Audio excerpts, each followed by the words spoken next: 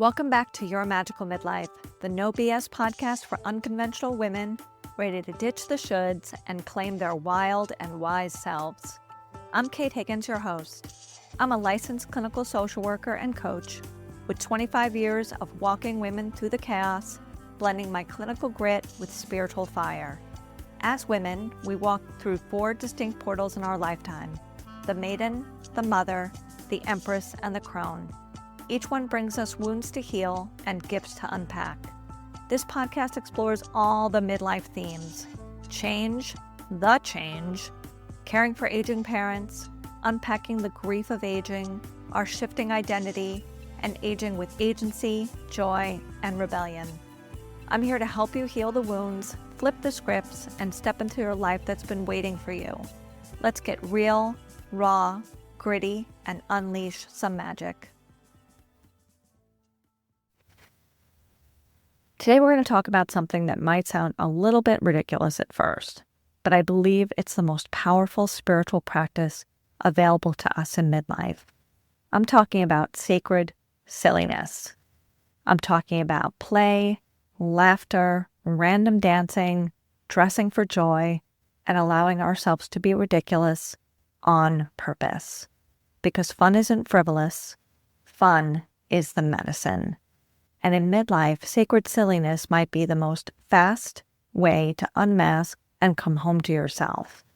I learned this the long way around. I was a serious clinician for many, many years. I worked with the chronically mentally ill. I worked with homeless people, people with 10 psychiatric admissions, people who had tried to hurt themselves, people who were, in the eyes of traditional psychiatry, never going to recover.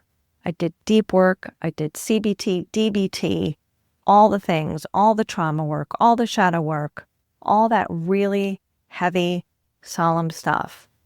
And it helped. It helped people a little bit and up until a point.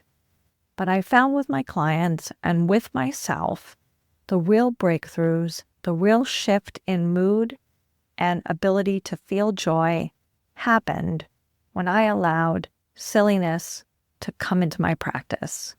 When I got up with my clients and I danced with them to the most ridiculous song you could find, when I taught them how to allow in humor and joy into their daily life, when I allowed myself to drop the mask that I was a serious clinician here to do serious work, I started to really feel a shift in my effectiveness, both for myself and with my clients. Being a burlesque performer helped with this too. It was a really hard tension between being this wild, free, expressive person on stage when during business hours, I was performing the role of respectable clinician. It took midlife for me to finally let those two parts of myself exist within the same body. And here's what I discovered. Sacred silliness helps us unmask faster than any serious clinical, researched, and trauma-informed work ever could. Why? Because when we are so deep and serious, we're stuck in our heads. We're performing being healed instead of actually healing. We stay tight, we stay fixed, we stay in fight and flight, we stay on guard. But when we allow ourselves to be silly, really silly, the mask finally loosens and slips away. We can't maintain that performance when we're laughing so hard we snort. We can't stay armored and safe when we're twirling in our living rooms like we're 6 years old again.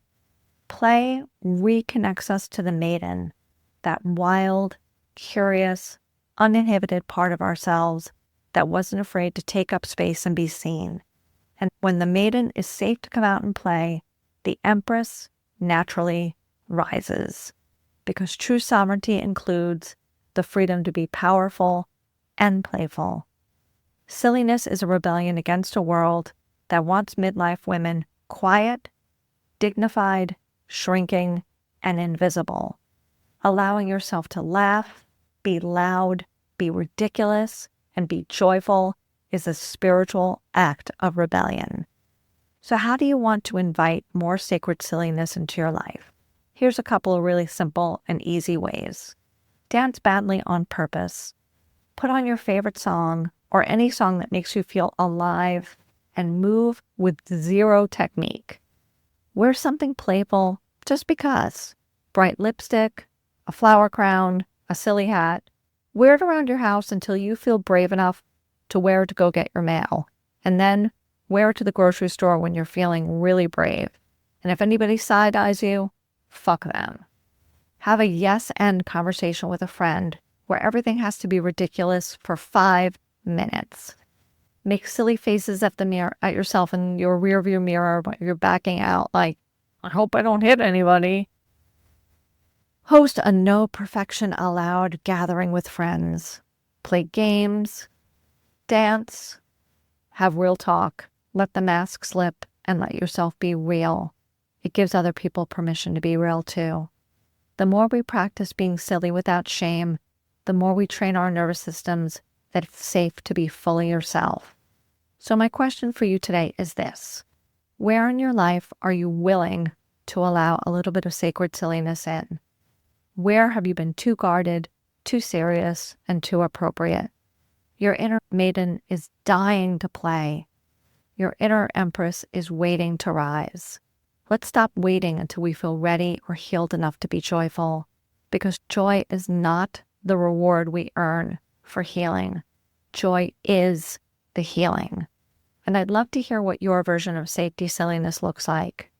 Send me a DM on Instagram, send me an email through my website, and let me know. If you want support in reclaiming your playful, sovereign self, take my free archetype quiz, which is linked in the show notes, or join me for the next Craft Your Crown. You're never too old to play, and midlife might be just the best time. That's it for today, my love. If this episode stirred something in you, that quiet knowing that midlife isn't a crisis, but a portal, I'd love to hear from you.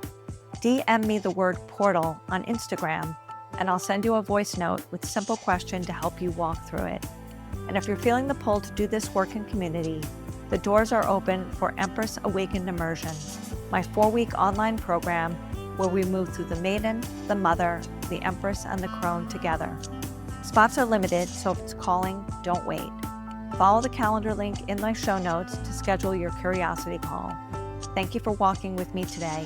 Keep shedding what no longer fits. Keep remembering you're not too late. You're becoming. Talk to you next week.